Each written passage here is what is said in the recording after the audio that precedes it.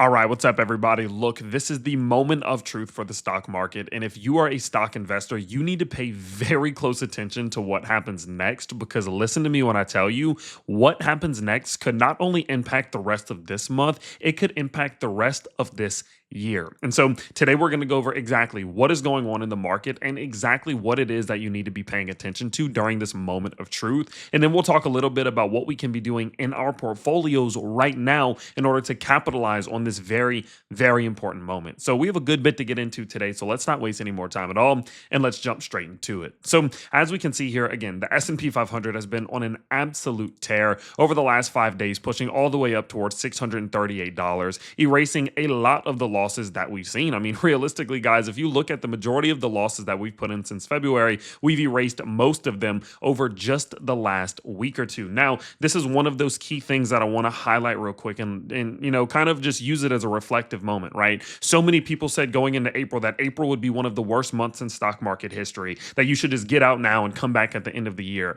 And next thing you know, over the course of just 12 days, we have gone back and reclaimed a lot of those losses that we put in. And this just goes to show why you shouldn't be using your emotions as a tool for investment. You simply need to stick to your fundamentals and the basics because following emotions can lead you straight off a cliff like many, investors faced over the last couple weeks. But nonetheless, again, it has been a fantastic couple weeks here in the stock market, and we have seen some really, really solid returns. Now, through this, of course, due to this leads us into this big moment of truth. And what we're going to focus in on to show you this moment of truth rests on the charts. Now, I know some of you always say, Tyler, technical analysis is stupid. It doesn't work. You shouldn't use it. But my opinion is that technical analysis is simply just a gathering of data, and having more data gives you a better perspective because you have more perspective, and that can give you an advantage in the market. And so using our technical analysis today, we're going to be paying attention to what VOO is doing specifically because, again, guys, this is the moment of truth. Now, Tyler, why is this the moment of truth? I know that's what a lot of you are asking. And the reason why I say this is simply just because of where the S&P 500 VOO is at currently. What you can see is that through this absolutely fantastic rally that it's been on, in which we've put in those lows at 578 and recovered over 10.3% back up to 638, we have now returned all the way back to this major zone of resistance and liquidity that forced the price of, not even the price of VOO, the entire stock market back down as we stalled out here at the beginning of this year. And what you need to understand is that when you reapproach a massive level of resistance like this is not something you just ignore. This is something you pay attention to closer than anything because, again, what happens here can set the tone for the rest of this year. Now, why, Tyler? Why is it so important? Why is this level specifically such a big deal? Well, again, you have to consider what happened the last time we were at this level.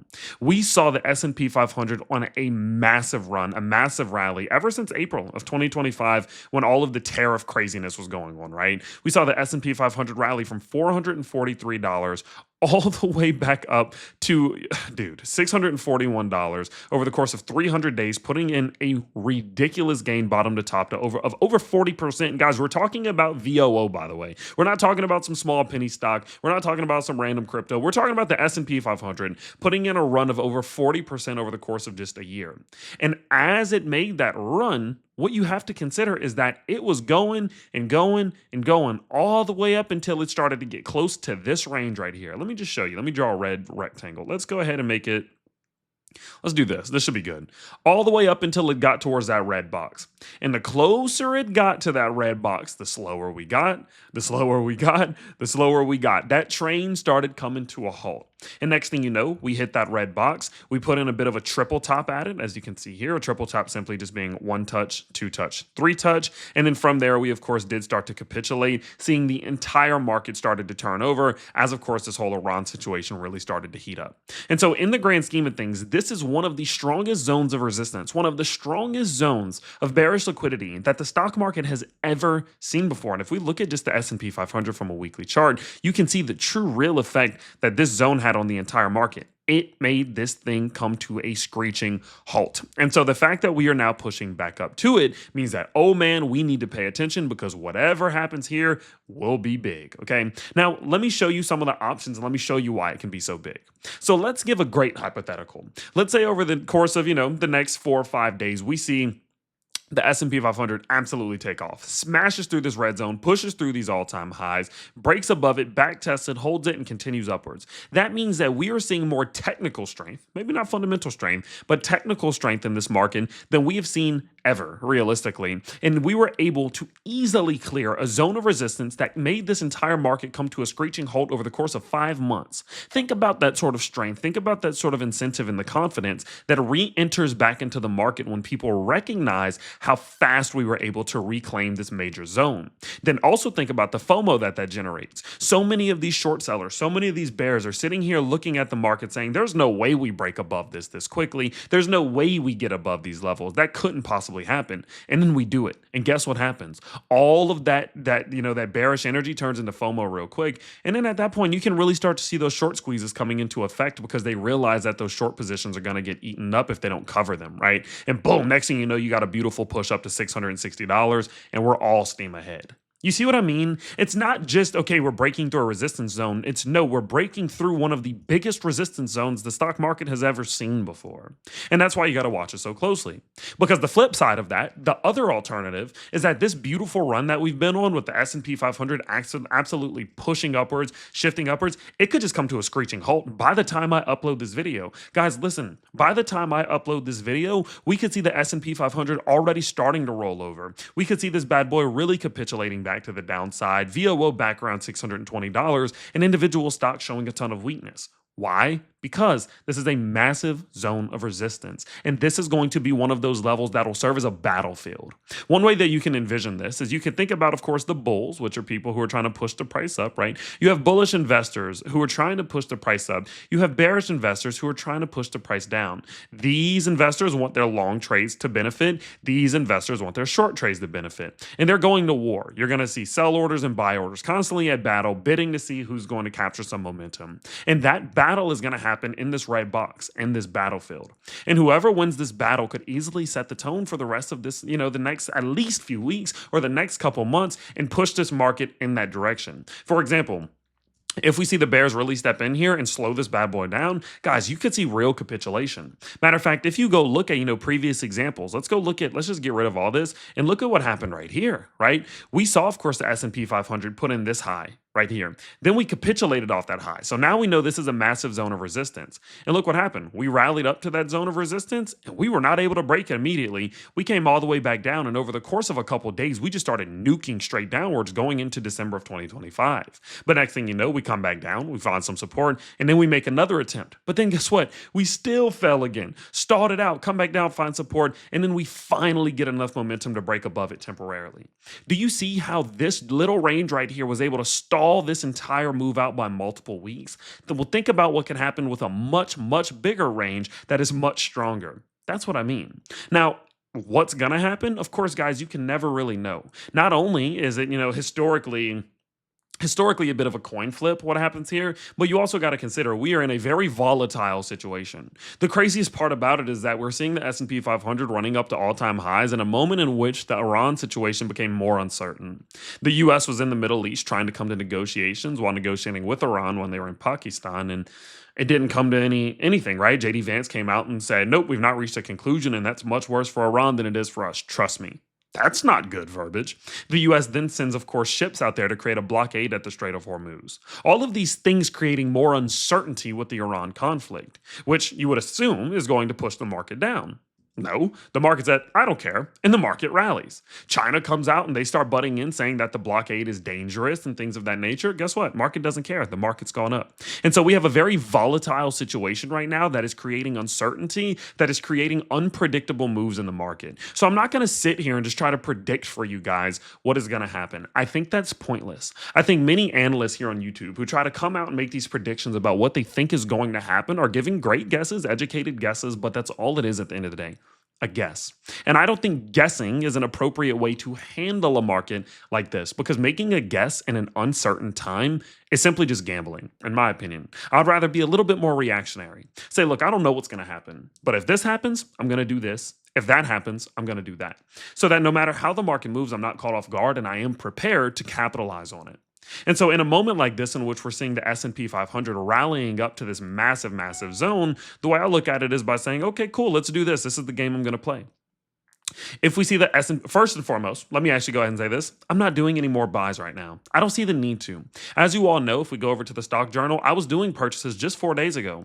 I bought 282, let's call it nearly $1,000, over $1,000 actually of Robinhood stock in my portfolio, $500 of SoFi stock I bought in my portfolio, another $300 SoFi purchase there. I reinvested, I can't remember, I think like $1,000 worth of VOO. I mean, I've been doing some pretty decent purchases about, not that long ago, just like on the 10th and stuff as we were starting to rally up. And now all of those purchases that we were tracking there are in a profit, some of them really good. I mean, if we go look at Robinhood, guys, Robinhood just over the last day is up over 17%. My position went from negative 25% to negative 10% just today.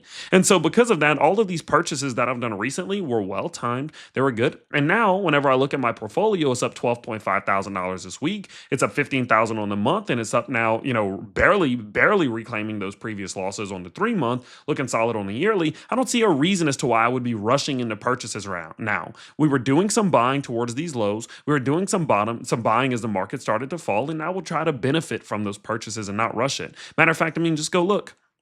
Go look at where we were doing our purchases whenever we were buying on April 1st, March 31st, March 19th, March 13th. Look at where that was in the market, right? Look at where we were. We were down here. And now that we're seeing this rally to the upside, I'm not going to FOMO my way in. I deployed my capital in the lows, and now I'm just going to sit back and watch at the high. So no, I'm not doing any purchasing right now.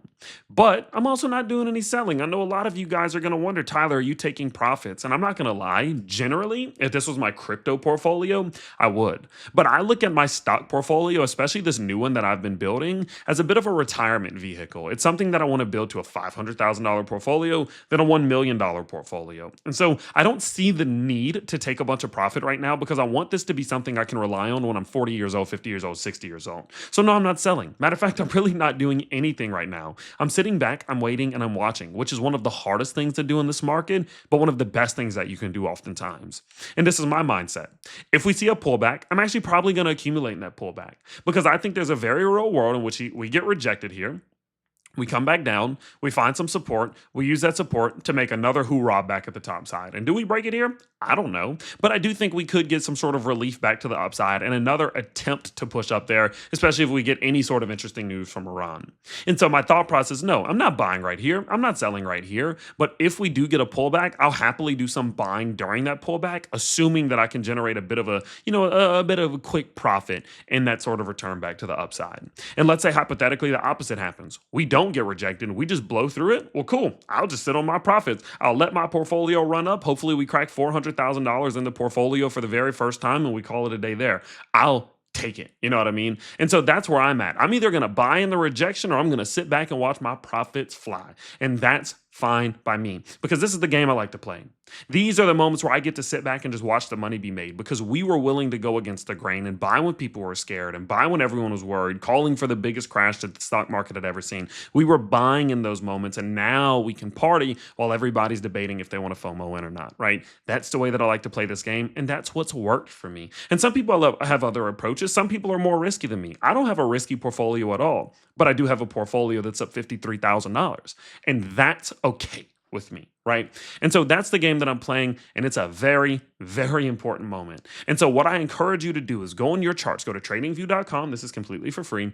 Go to tradingview.com, go to the rectangle tool, and draw you in just a little box on VOO, somewhere from like $637 up to like $646. Give you a little extra room to work to the top side, and just watch how we interact with it over the coming days. If we get a rejection, I'm going to start considering doing some purchasing, which I'll update you on. If we blow through it, do assume that will backtest, okay? So generally, if we do blow through it, we'll usually come back down and try to find some support before trying to go. So do assume that that may not last forever, right? One way or another, some sort of micro rejection is likely on the way, either before we break it or after we break it.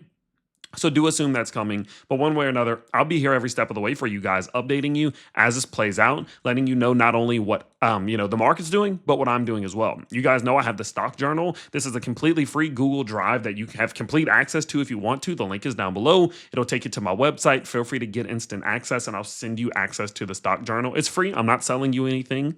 Just you can have it. Feel free.